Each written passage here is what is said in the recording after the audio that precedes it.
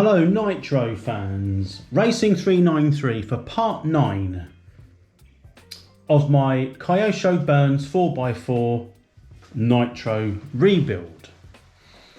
So in this video I'm going to give you a quick outline. We are going to install some electrics, including all the throttle and steering linkage. Hopefully I've got all that. I believe I've got the throttle linkage. I'm not sure about everything for the steering. I don't know. That would be a suck it and see.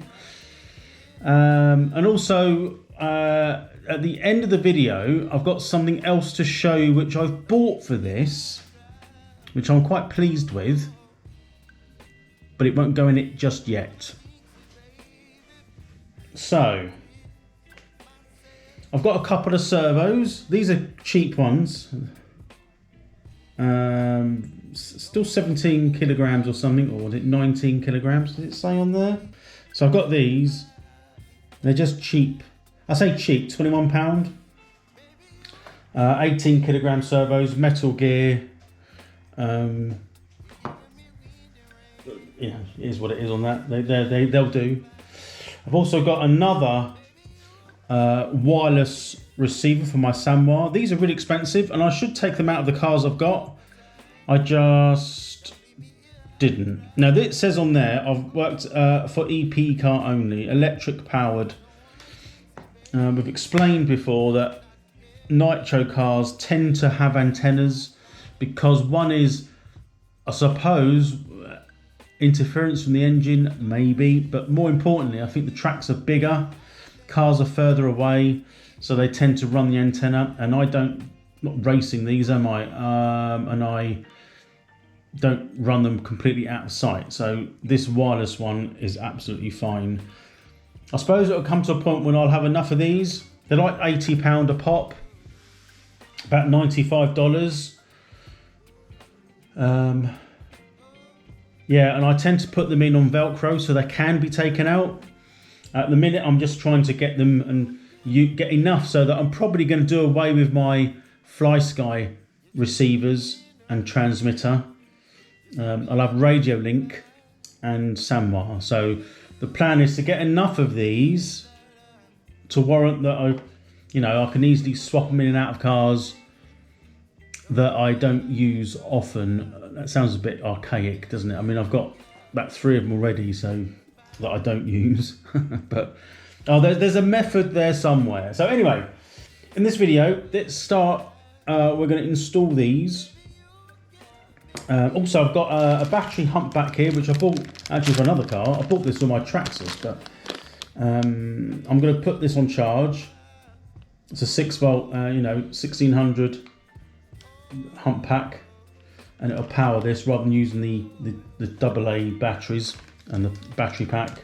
So I'm going to stick that on charge so it's got some power and get these servos positioned, and I'll sort of show you each stage as we go through. So I've got the throttle servo in, fits like a glove.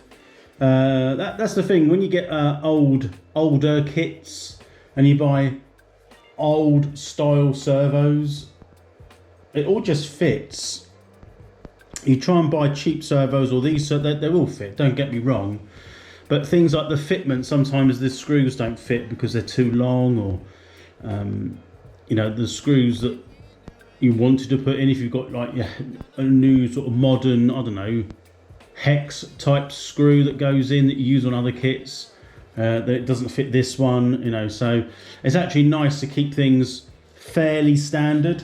These servos and these size servos go back eons, don't they, for RC cars and things, and so it suits this 1987 Turbo Burns. So that's that one in. I'm going to now put the steering servo in, get that fixed, and I've got to dig out the on-off switch, which I have got, and that will go here. So I'm going to put those two things in, and then we can go from there. I've already spotted a little bit of a problem. Might not, but you can see the servo, the steering servo It's just a flat bit of plastic here. There's nothing underneath it. So the screws do screw into this. That's an elongated sort of slot. So this, in fact, I don't know why that's elongated, unless I'm missing something, because it's fixed here at the end. So they're fixed, so it can't move. And I'm hoping the screws supplied, well, they're not going to screw into that, are they? So I might have to find a nut and bolt. They might screw into that, because these are screwed down into plastic. So this might need a different solution to fit the servo. It might need like a nut and bolt, which I have got. I just need to sort of find something that works. Does the servo fit underneath and up? Which it probably will. So that's the, well, apart from the receiver, that's the other part of the electrics in. So that's the two servos. It's far from done, mind, but throttle servo, steering servo, on-off switch, and there's the battery pack. That's all charged. So I think the next thing to perhaps do is I'll have to bind the receiver with the transmitter, plug it all in, turn it on, just to centralise the servos. I don't think there's a lot of point showing you that. It's either going to work or it won't, and it should be alright. There's not a lot to see other than the servos will be centraled or centred. I'm then got to dig out the throttle linkage, centralise all this. I'll fit the receiver on just temporarily for now. I won't do any wire management, not yet anyway. And then I'll centralise the servos, which means I've got to then start finding the servo horn, the linkage for the throttle, and then we can... so I'll show you once I've sort of got some of that linked up. I still don't think I've got the link for that yet. Anyway, let's we're getting there, slowly but getting there. Oh, and you've also got to glue the tyres on because they're not glued on, but I think that's the least of my worries at the moment. Plus, does that start? Another situation. Right, here we are. You have to forgive me, my mic switched off. I don't know why. Anyway, that's all done. We're going to switch off the transmitter, switch it on. That goes on. Everything's in and wired. We switch the car on. You can see. And I sort of just mess around with the controls. And they all work. Servos are all centred. So we're happy with that. That's gone together quite nicely. I've done that on the exhaust, the coupling, nice and tight, batteries are all charged, everything's in, and it should fire up with a bit of luck. So we're here in the garage now, and I'm just sort of going over the bits and pieces. I've just checked to make sure everything's where it should be, getting ready to, we're going to put some fuel in it in a minute. You can see there that it's all wired in. I've got the fuel filter on there now. That's a cheap fuel filter which I bought. So I bought a load of them actually, but they're okay to use, but not for long-term use. So the infamous tank, will it work? Will it pressurize? We'll find out in a minute. I've sort of taped some of the wiring up now to keep it kind of out of the way. But we take the lid off. It's an old school tank, this one. Just going to put some fuel in it. 25% nitro is the mix I'm using for this particular car. Not other reason other than that's the bottle I picked up. So there's no science behind it. But that's all good. Hopefully it will. The pickup will pick up. And the tank will seal enough to draw the fuel in. So you can see here that I'm just trying to pressurize it, and it does work. The fuel does go and run up through there and through the filter and so on and so forth. So a little bit of tuning to do. And here we go. So I had a bit of trouble putting this glow starter on for some reason. But we've got the roto start. It fits through the back of the car into the engine, and we give it a bit of a blast over.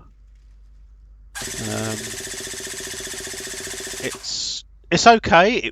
It worked at this point, if I'm honest.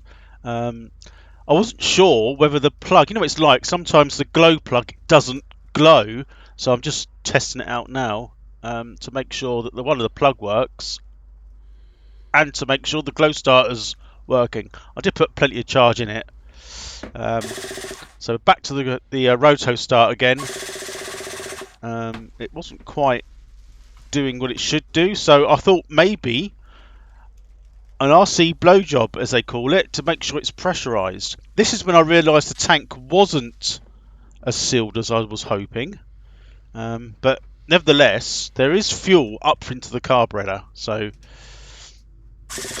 you'll see me trying it again with this. I don't know, it seemed like it was started to slip, or I'm not sure here now, so we went over to a starter box,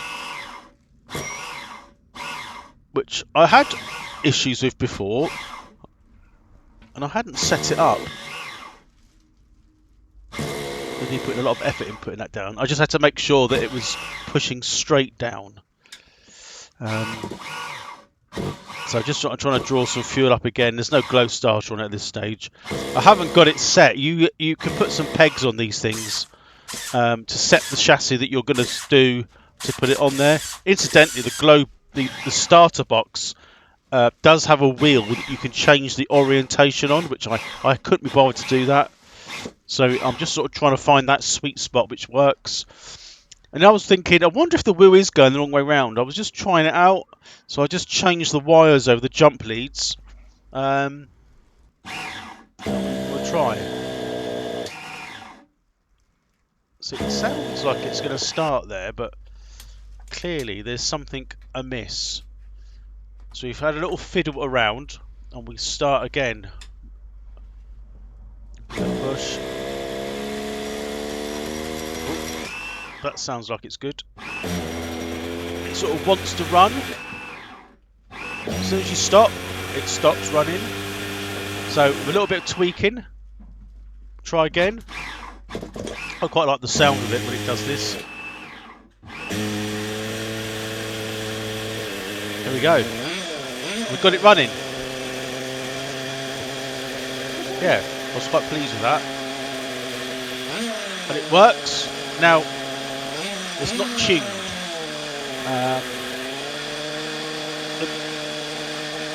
I'm just trying to set the throttle trim. Like I said at the end of this video, actually, you'll find out that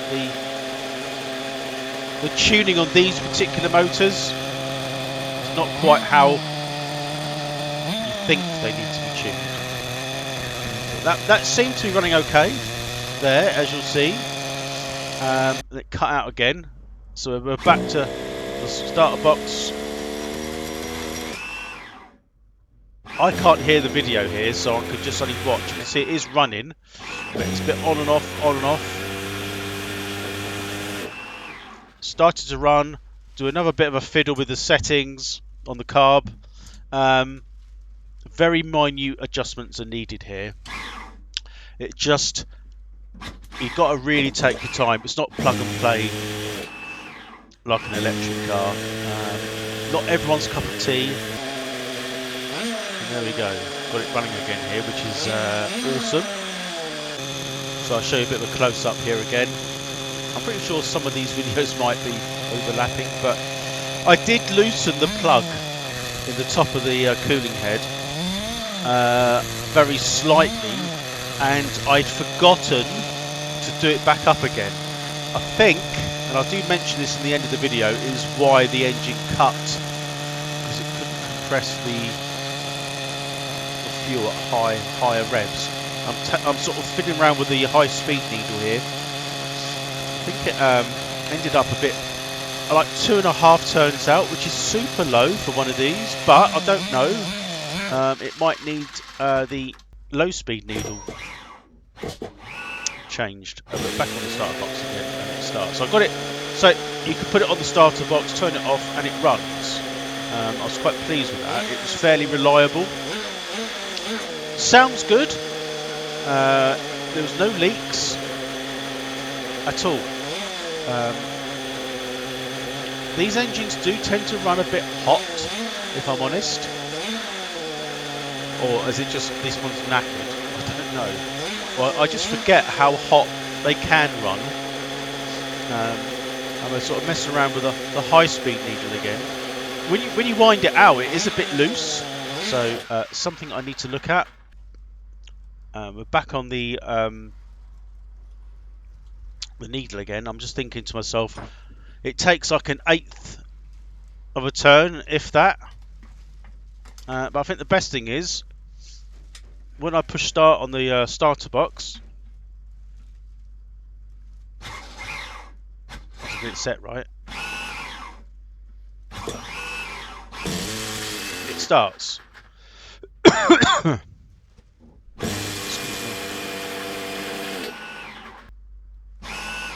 Well, we said that we had a bit of trouble there, but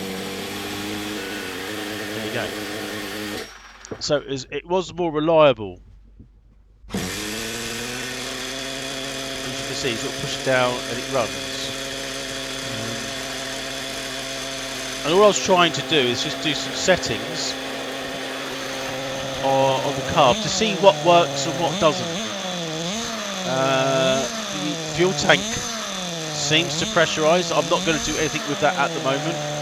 It is pulling fuel in through that cheap fuel filter. I didn't want any stuff to end up from the tank into the carb at this point. But I think it wanted to rev a bit more than that.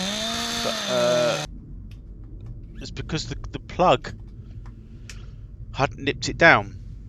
So we'll give it another go. One more sort of fire up here, and it fires up straight away.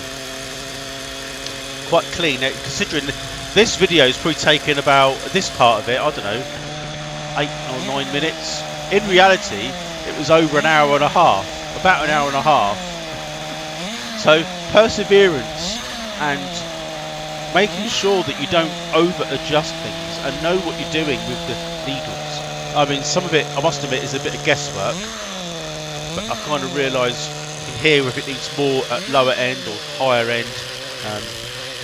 And then you forget to do the plug up anyway, but it doesn't matter. It's all good. So very pleased with that. So as you can see, car is all together. It all starts. The fuel lines work. The electrics work. The battery all works. I am very pleased with this. It's going to take a little bit of time to get going, but onwards and upwards. The next time you'll see this car will probably be when it's running. But yeah, all good. Let me know what you think. I'm very pleased with the fuel tank, the bodge job, which actually worked to a point. But anyway, that was the car running. We'll get on to the other part of the video now, where I can do a little bit of a closing, and I'll speak to you a bit. Right, so that was that done. That took a lot longer than the edited video portrays. These Asman, what they called Anneman's engines, basically force engines. They're nothing special. They look good, but they're kind of like a very basic. Well, this one's a 0.21 or 0.28. Something like 3.5 cc or something like that. But then there's not much to them. I find them quite fiddly to get running. I've got one in my other MP5, which I had running, and yeah, it took it took about, I don't know, about half hour or so when I had it out when I had that running. I wasn't filming it that time, to get it so that it would perform. And the same with this one. This one, it's just what you think works, sort of base settings. tend not to work on these force clone engines. So I don't know what I ended up with. I think it was something like, I think the high speed needle was something like 2.5, 3.5 turns out. Incidentally, that's not the final setting, but also the reason it was cutting is that I didn't nip up the spark plug.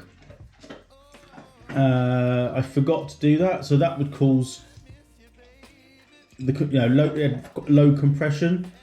So what I don't know what they call that, flame out, is it? If it doesn't compress enough. I don't know, am I making that up? I've heard flame out, I don't know what that is. Can't remember now. But anyway, the spark plug wasn't torqued down, so the compression of the engine wasn't at its optimum. Bear in mind also, this is an old engine, so I don't know, the compression wasn't that high. I think good enough, but not as high as a run engine, if you like. Although it is run, do you know what I mean? This is an older engine, so I don't really know the history. The fuel tank surprisingly held up. I think it is leaking, but for now, I'll keep it as it is. It will save messing around with it, although it will need to be done at some point. What else? Yeah, the low speed needle is supposed to be flush with the, depends on what type you've got, but like the near the butterfly or the slide carb, or the low speed needle is generally flush with the body. Now it depends, because mine's got a shroud with a ball socket on it, which is what the throttle linkage links to. Not that, but although mine was, so that means it's out quite well. You take the shroud off, and that low speed needle, or the head of it nevertheless, is out of the casing, of the sort of the throttle casing. So I'm not saying it's set right, maybe that does need to go in, so it sits flush with the main body, not the sort of the throttle linkage ball joint, ball cup. Yeah, all the electrics are dialed in, so that all works. The next tire, this is obviously part 9, so part 10 will be the running video. I need to glue the tyres on. Make sure all the nuts and bolts are tight underneath. The shaft starter, the roto start mechanism, I think the one-way bearing is slipping, so I think what I might do is take the engine out and put a one-way bearing in, a new one. I think I've got one somewhere. Well, I know I've got one somewhere. It's finding it, because when I've done the starter shaft, the roto start, you could hear it not engaging, so that will mean I have to take the motor out, which isn't a big problem. Is there anything else? No. I think the final part for this video is I'm going to show you what I've got for this to put in another time. I won't do it yet, but it will go in. Now, I've been after one of these like forever, and finally found one. So we've got an OS Max, and this one is a 21 RBXB P. Now the good thing about this one, I've got loads and loads and loads of bits with it, which I'll just quickly go over with you. I'm not going to go into too much detail at the moment. So what have we got here? Let me just take these out the bag. So we've got the actual motor itself. which is here. Now the compression on this, oh, that came out. So it was sold, the compression is low, but this is in really good condition. OS Max RX. I don't think it's specifically this type or this one that goes with this car, but my understanding is it is kind of in vintage that would go with this chassis of its era. I get another cooling head with it. Looks alright, it's got a little nick there, but hey, it's alright. Comes with the exhaust clamp.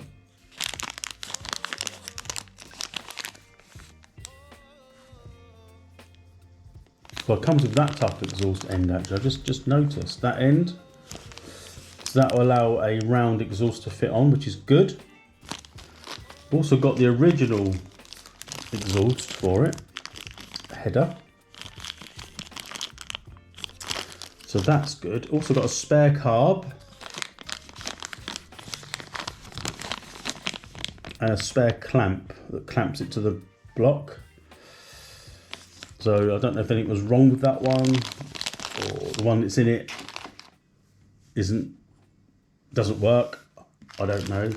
There's a few bits and pieces, spares, shims, gaskets, washers here that are all original. And one of the best things, I didn't realise that it came with this. And these are super rare. What I've got here is probably worth more than the engine, maybe. I've got a brand new, still sealed liner with piston. So even it's low compression, clearly I can put that in, along with a brand new conrod, a piston pin,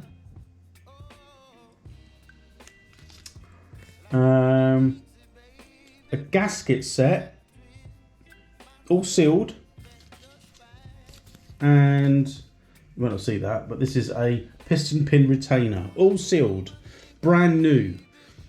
So which means if I put all this in that motor,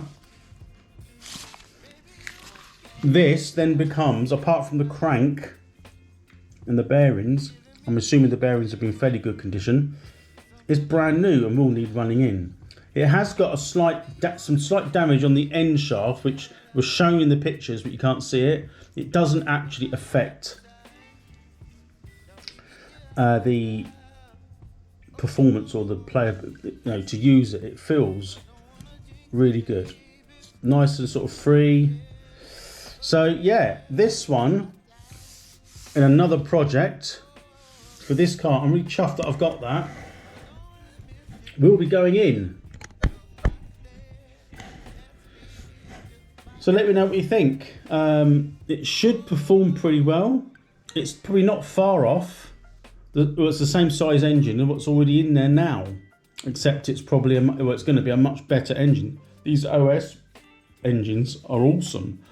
I don't know if I've got any OS here. I might have, but for the period correct, which was the word I was trying to think of earlier, period correct for the Kyosho Burns, 1987-ish, it's really good to have. And it's boxed, so it comes all original. I'm just trying to see if it's got anything on it. It's got no price on it.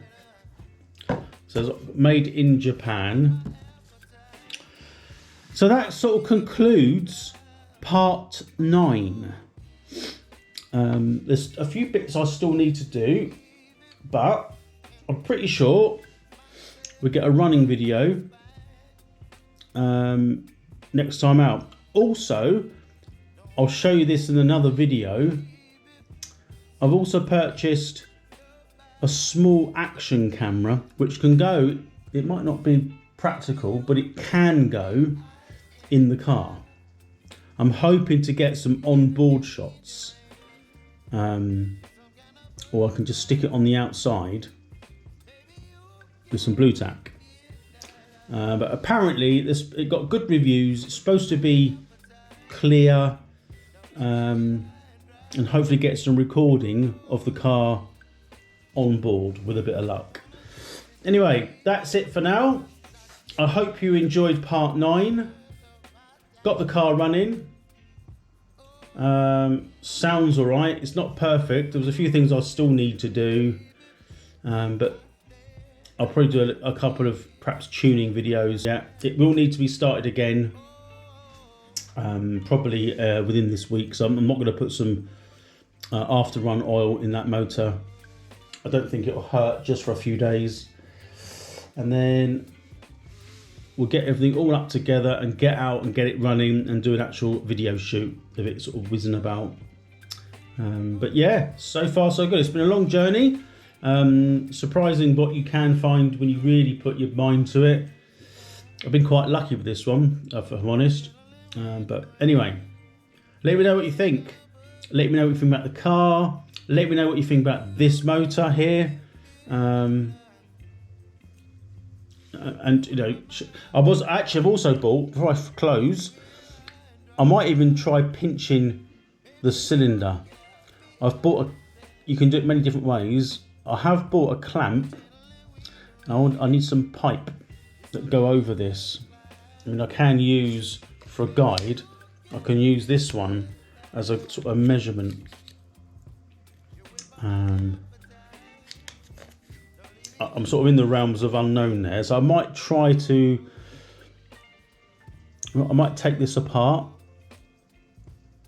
anyway, just to see what's what, and I might try and do a bit and sort of re-pinch the cylinder slightly, not much, just to sort of give it some life back into it.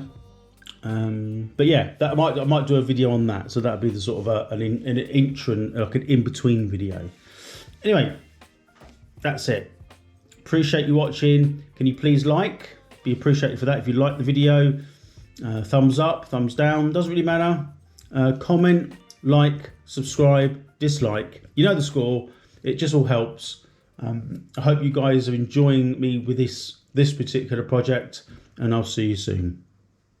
Thanks for watching, and bye for now.